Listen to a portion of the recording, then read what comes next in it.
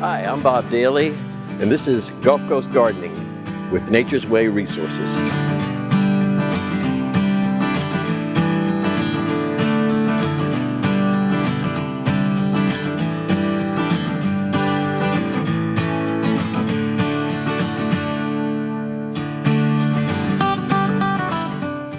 We're here with Sarah Munday. Sarah, you have a title over at Interfaith. What is your new title? Right now I am the Volunteer Relations Manager. Great. And before that, you managed this garden. Yes.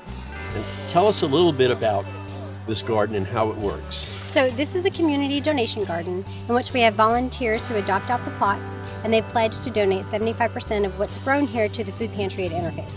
Fantastic. So you have lots of volunteers who come in here and harvest and plant and everything else.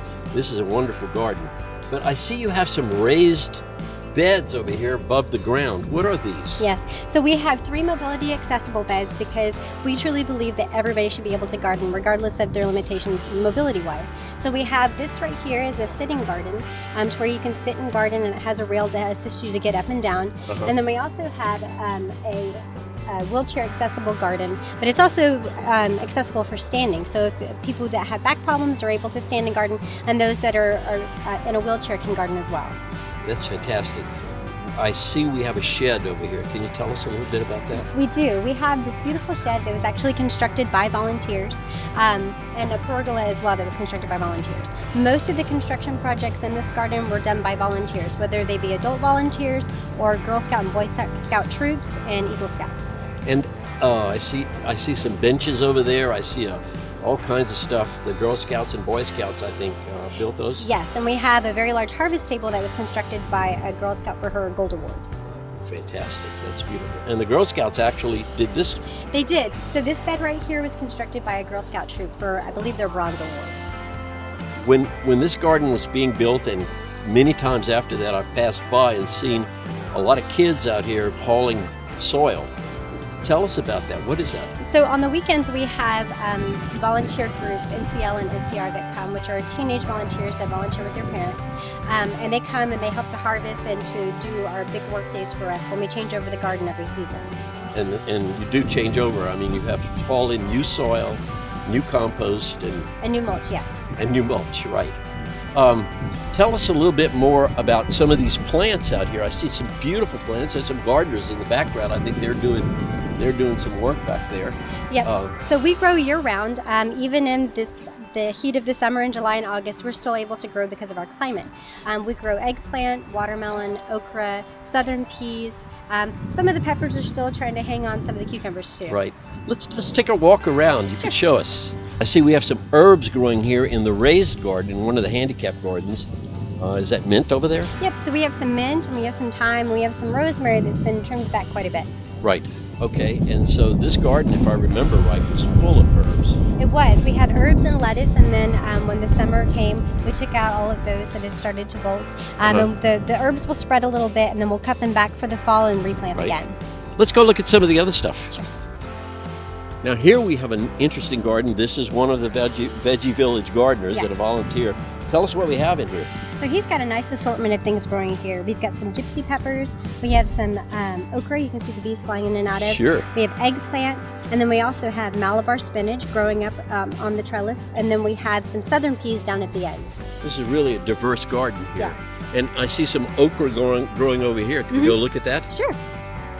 Sarah, we have some okra, I think, growing here. Tell us about this. We do. So the okra grows very tall, and they're little pods.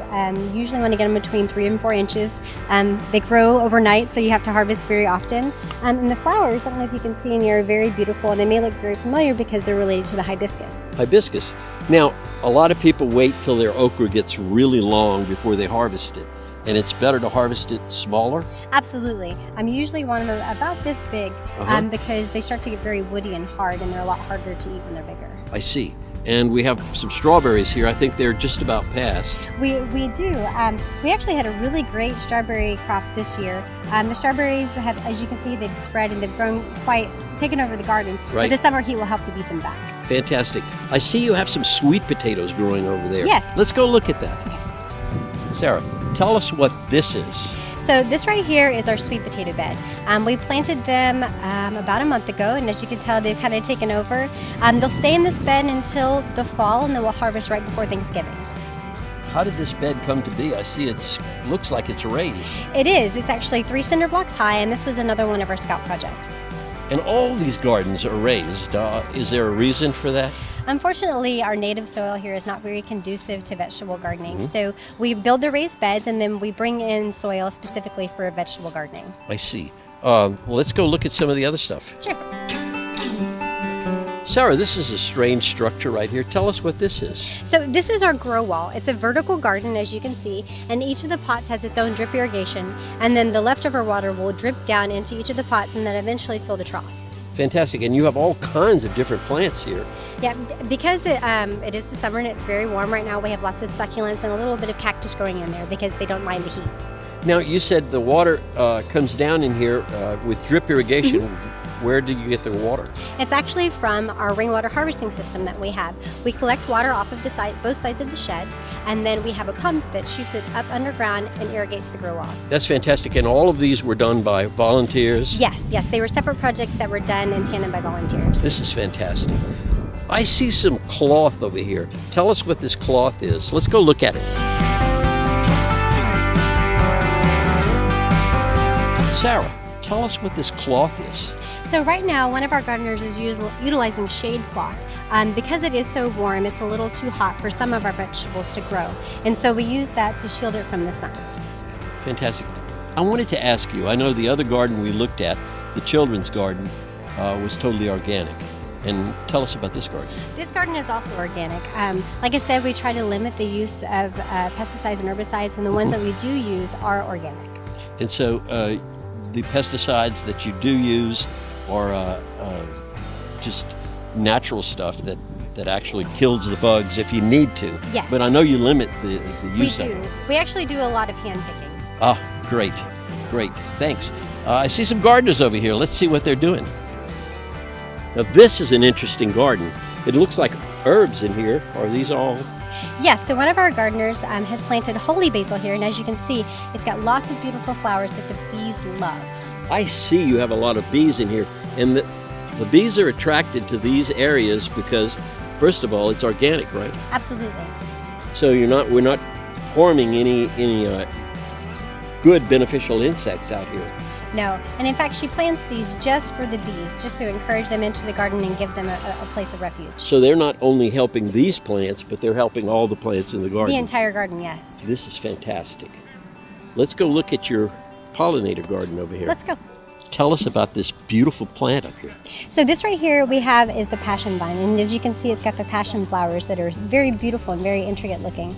The entire perimeter of this garden is a pollinator garden, and it's a mix of nectar plants and host plants and some native plants as well. So you attract butterflies, bees, all the things that pollinate all our vegetables here. Yes. This is wonderful. Sarah, I want to thank you for helping us understand this and showing us around these gardens. They are beautiful. Thank you. It's my pleasure.